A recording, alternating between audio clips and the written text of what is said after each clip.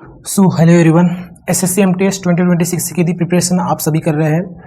तो ये वीडियो आप सभी के लिए। इस क्लास में, इस वीडियो में हम जीके स्ट्रेटजी के बारे में डिस्कस करेंगे कि क्या स्ट्रेटजी जो अपकमिंग एग्ज़ाम है उसके लिए हमें फॉलो करना चाहिए।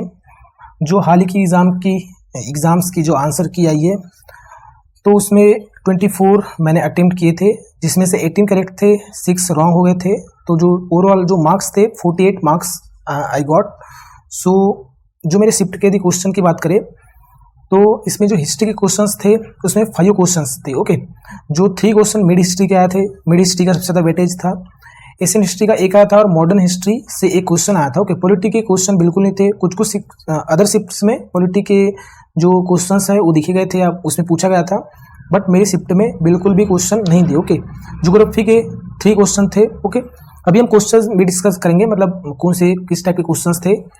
साइंस से फिजिक्स के 2 क्वेश्चन, बायो का 1, ओके 1 केमिस्ट्री और एक जो था 1 एस्ट्रोनॉमी, ओके जो खगोल विज्ञान बोल सकते हैं, और एक स्पेस हिस्ट्री। ओके, स्पेस का जो इतिहास है वहाँ से एक क्वेश्चन पूछा था। एक ओके, इकोनॉमिक्स से 3 क्वेश्चन थे, अच्छा खासा वेटेज था इकोनॉमिक्स का भी।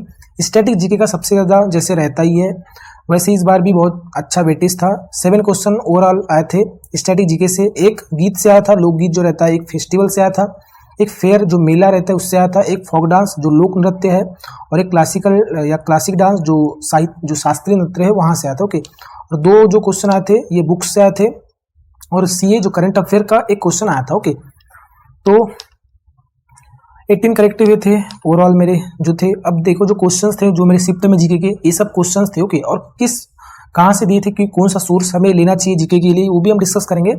तो जो एक क्वेश्चन था इतिहास के, हिस्ट्री के क्वेश्चन हम देखते हैं जो कितने थे, टोटल 5 क्वेश्चन पूछे गए थे। जो रेड कलर में जो क्वेश्चन हाईलाइटेड है ये मैंने रॉन्ग कर दिया था। ओके, और तो मैंने 6 जो रॉन्ग किया था उन्हें भी हम देखेंगे। तो मुझसे जो गलत हुआ था, तो ये जो क्वेश्चन था जो 1662 में जो अमोह राज्य पर मुगल शासन का नेतृत्व किसने किया था, तो इसका जो रियल ऑप्शन है मीरा जुमला। विकल्प में जफर खान दिया था, तो जफर खान इसका करेक्ट ऑप्शन हो जाएगा। ओके, ये जो क्वेश्चन है ये पूछा है एनसीईआरटी की जो बुक है 7th क्लास की, जो चैप्टर का नाम क्या है, द मुगल एम्पायर। ओके, इतिहास या हिस्ट्री का जो एक चैप्टर है द मुगल एम्पायर, यहाँ से ये क्वेश्चन लिया गया है एनसीईआरटी बुक से। ओके, तो जैसे एनसीईआरटी से पूछा जा रहा है तो ये प्रूवन है। ओके, जो एक क्वेश्चन था दीपवंश और महावंश की साहित्य के उदाहरण है, तो ये बौद्ध ग्रंथ के से लिए गए जो दीपवंश और महावंश जो वर्ड्स है। ओके, तो ये भी एनसीईआरटी 11th की बुक से लिया गया है। और यहाँ भी जो ये थीम्स है, ओके यहाँ एन नहीं एम है, तो थीम्सेस इन वर्ल्ड हिस्ट्री। ओके, तो थीम्सेस इन वर्ल्ड हिस्ट्री ये चैप्टर का नाम है 11th की बुक में हिस्ट्री के। जो 3rd क्वेश्चन था ये है खालसा को यह विश्वास किसने दिलाया कि उसका भाग्य शासन करना है, तो इसका करेक्ट ऑप्शन है गुरु गोविंद। ओके, ये भी मुझसे गलत हो गया था।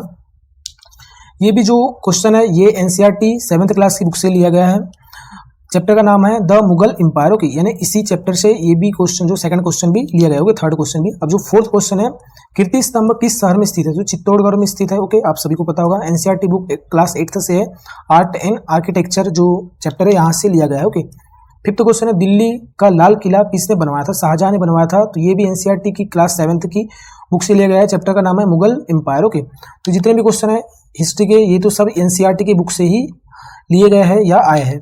अब जो इकोनॉमिक्स के जो क्वेश्चन है, ये जो 3 क्वेश्चन पूछे गए थे, तो फर्स्ट है 7वीं और 8वीं जो पंचवर्षीय योजना के बीच कितनी वर्ष योजनाएं शुरू हुई, कि मतलब कितनी वर्ष योजनाएं शुरू हुई है, कितने वर्ष का गैप था, ये था तो 2 वर्ष का वहाँ पे गैप था। एनसीईआरटी की 11th जो क्लास है इसका एक चैप्टर से लिया गया है।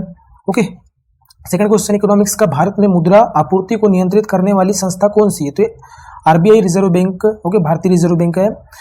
ये जो है क्लास 10th के मनी एंड क्रेडिट चैप्टर से लिया गया है ये जो क्वेश्चन है। 3rd क्वेश्चन है पहली पंचवर्षीय योजना के समय प्रधानमंत्री कौन थे, तो जवाहरलाल नेहरू थे, ये भी 11th क्लास से लिया गया है एनसीईआरटी इकोनॉमिक्स की जो एनसीईआरटी की जो बुक है वहाँ से। ओके, अब जो लिटरेचर के जो क्वेश्चन है, तो फर्स्ट एक्चुअल में हिंदी लिटरेचर के टॉपिक में आता है जो बुक्स है, तो स्टैटिक जीके में ही से लिया जाता है, कंसिडर किया जाता है। तो जो पहला क्वेश्चन था मैनी रामायण्स एंड मैनी लेसन्स, ये जो बुक है के लेखक कौन थे, तो ये है अमित चौधरी। ओके, और सिलेक्शन डे जो बुक है पुस्तक है इसके लेखक कौन थे, तो अरविंद अडिगा। ओके, तो ये जो मुझसे जो 62 नंबर का जो क्वेश्चन था ये भी रॉन्ग हो चुका था। ओके, अब जो है जियोग्राफी से कितने क्वेश्चन से 3 क्वेश्चन थे। ओके, जो फर्स्ट है मृदा किसका प्रचुर स्रोत है, यानी मृदा में सबसे ज्यादा क्या होता है, नाइट्रोजन होता है या फास्फोरस होता है। तो विकल्प में दोनों दिया था कि या तो एक चुनना था या तो दोनों, या दोनों नहीं, या सेकंड वाला। तो दोनों प्रचुर मात्रा में होते हैं, मतलब सफिशियंट होते हैं। एनसीईआरटी 10th क्लास का ये चैप्टर से लिया गया है, 10th क्लास की बुक से लिया गया है। ओके, जल्दापारा राष्ट्रीय उद्यान कहाँ स्थित है, जो पश्चिम बंगाल में है। ये भी 10th की एनसीईआरटी बुक से लिया गया है। जो इसका चैप्टर का नाम क्या है, forest and wild life resources. Okay, जो 60 क्वेश्चन है 60, भारत में किस खनिज की कमी है, तो मैग्नीशियम है या क्रोमाइट, तो दोनों में से किसकी कमी है, तो दोनों की कमी नहीं है। ओके, ऑप्शन में दोनों की कमी नहीं है। तो मैंने जो किया था सिर्फ किसकी कमी है, क्रोमाइट की कमी है, इस ऑप्शन पे करेक्ट किया था कि मतलब क्रोमाइट की कमी है, तो भी रॉन्ग हो चुका था। ये जो क्वेश्चन है ये एनसीईआरटी 10th से लिया गया है। चैप्टर का नाम है minerals and energy resources. Okay, अब जो साइंस के क्वेश्चन है, साइंस के क्वेश्चन कितने थे, 5 क्वेश्चन थे, मे बी 1 2 3 4। ओके, तो 4 क्वेश्चन है साइंस के। तो पहला जो है फिजिक्स का, चंद्रमा पर वस्तु का भार बराबर ब्लैंक क्रॉस मल्टीप्लाई पृथ्वी का भार। तो इसका जो ऑप्शन है 1/6, मैंने ऑप्शन में किया था 1/8, जो इनकरेक्ट है, तो ये भी रॉन्ग हो चुका था मुझसे। ये एनसीईआरटी क्लास 9th की बुक से लिया गया है, ग्रेविटेशन चैप्टर से है, गुरुत्वाकर्षण जो चैप्टर है वहां से लिया गया है ये क्वेश्चन। अब जो सेकंड क्वेश्चन है, एक व्यक्ति स्थिर स्थिति में साइकिल चलाना शुरू करके 10 सेकंड में 20 मीटर पर सेकंड का वेग प्राप्त करता है, साइकिल का त्वरण ज्ञात करे। तो इसका जो त्वरण आया था 2 मीटर पर सेकंड स्क्वायर आया था। तो ये 9th क्लास से मोशन चैप्टर से लिया गया था एनसीईआरटी की बुक से। ओके, अब जो बायोलॉजी का जो क्वेश्चन है, ग्लूकोज का पाइरूवेट में रूपांतरण कोशिका के किस भाग में होता है, तो ये कोशिका द्रव्य में होता है। तो ये आई थिंक मैंने माइटोकॉन्ड्रिया ऑप्शन पे टिक किया था, तो ये भी इनकरेक्ट हो गया था।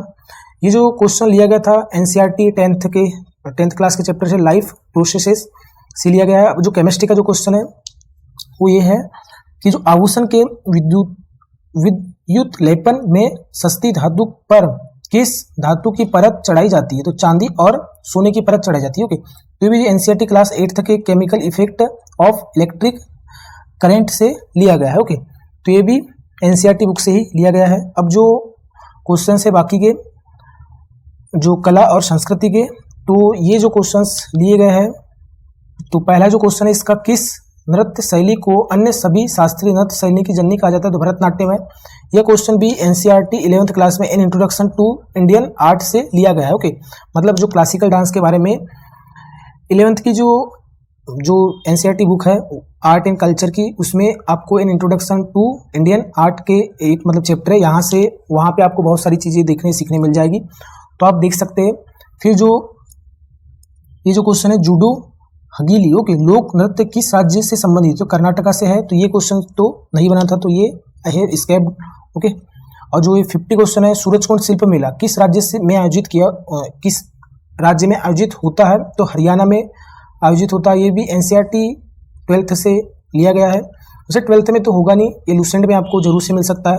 ओके, कोजागिरी पूर्णिमा किस देवी के सम्मान में मनाई जाती है, तो देवी लक्ष्मी इसका करेक्ट ऑप्शन है। लूसेंट में आपको एक क्वेश्चन मिल जाएगा। और छत्तीसगढ़ी में के दोहे गीत किस अवसर पर गाए जाते हैं, तो दिवाली के अवसर पर गाए जाते हैं, तो ये भी लूसेंट में आपको मिल जाएगा। ओके, तो इस टाइप से वेटेज रहा है क्वेश्चंस का। और जो रिसोर्सेस रहे हैं, तो मैंने यहाँ पे मेंशन किए कि एक्चुअल में जो क्वेश्चन है कहाँ से पूछा गया है, तो मोस्ट ऑफ जो क्वेश्चन है, जो आपके 23 क्वेश्चन या 22 क्वेश्चन एनसीईआरटी बुक से ही लिए गए हैं और एनसीईआरटी से ही पूछा जा रहा है। ओके, करंट अफेयर को छोड़कर, और बाकी का जो स्टैटिक जीके है उन्हें छोड़कर। तो अब जो है डिस्कस करेंगे 1 मिनट। अब जो आगे डिस्कस करेंगे कि क्या स्ट्रेटजी आपको फॉलो करना है जो अपकमिंग डेज है, और जो आने वाली जो एग्जाम है 2026 की जो एमटीएस एग्जाम है। ओके मिनट गाइस, तो जो हिस्ट्री के जो आपको मतलब कौन से रिसोर्सेज कवर करना है, कौन से रिसोर्सेज को फॉलो करना है एग्जाम के लिए, तो जो हिस्ट्री के जो बुक्स है 6th क्लास से तो 10th क्लास तक आपको कवर पूरा करना है। ओके, देन ज्योग्राफी का 6 से 10th तक, साइंस भी 6 से 10th क्लास तक, इकोनॉमिक्स 9th से 12, क्योंकि 9th क्लास से इकोनॉमिक्स स्टार्ट होता है, 6th 7th 8th क्लास में इकोनॉमिक्स सब्जेक्ट नहीं होता। ओके, पॉलिटी 6 से 10 तक, तो जो बेस्ट स्ट्रैटेजी है, पहले जो एनसीईआरटी 6 से 12 तक कवर करना है, देन उसके बाद में लूसेंट जीके उसको कवर करना है, और जो पीवाईक्यू है फिर उससे करना है। ओके, तो जो सितंबर या अक्टूबर में जो एग्ज़ाम होना है एमटीएस की, तो आपके पास जो रिमेन मंथ्स है या डेज, तो 5 मंथ्स है या 174 डेज रिमेन है, बचे हुए है।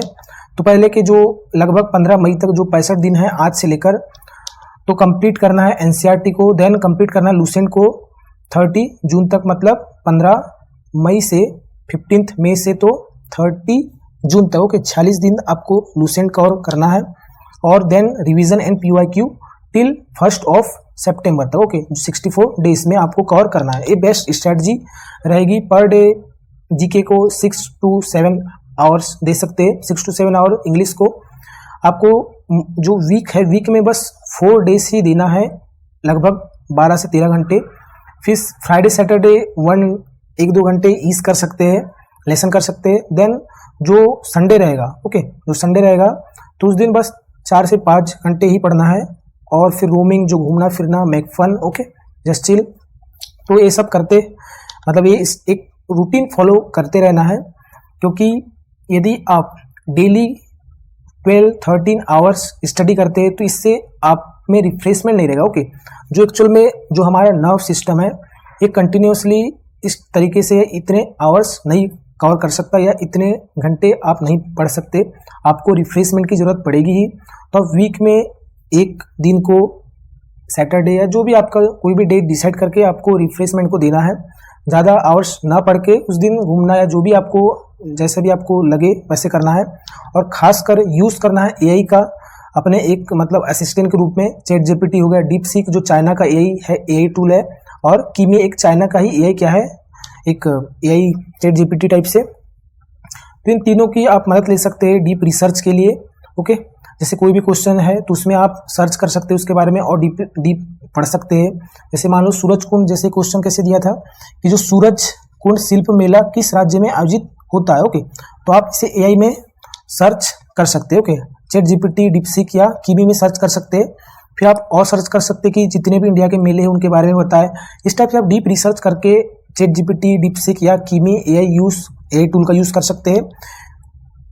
मैं रिकमेंड करूंगा कि आप कीमी का यूज़ करें, सबसे ज़्यादा इंटेलिजेंट इसे माना गया है। मतलब जो टेस्ट हुआ था तो सबसे एक्यूरेटली, मतलब एक्यूरेसी इसकी अच्छी रही है, मतलब इसने करेक्ट तरीके से टेस्ट को पास किया था, कीमी जो चाइना का है। ओके, इसमें सेकंड थिंग एक एडवांटेज ये मिल जाता है कि आप अनलिमिटेड जो फोटोज अपलोड कर सकते हैं, डीपसीक में भी कर सकते हैं, चैट जीपीटी में लिमिटेड ही इमेज हम अपलोड कर सकते हैं, और जो डीप रिसर्च है ज़्यादा कर सकते हैं।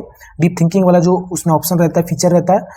डीपसीक में जो रिसर्च और थिंकिंग का जो ऑप्शन है आप अनलिमिटेड यूज़ कर सकते हैं, कीमी में भी वही ऑप्शन है। तो कीमी और डीपसीक का यूज़ ज़्यादा कर सकते हैं चैट जीपीटी के कंपैरिजन में। ओके, तो इस टाइप से आपको रूटीन फॉलो करना है टिल एग्ज़ाम। तो आई होप कि आपको वीडियो अच्छी लगी। Thank you for watching guys.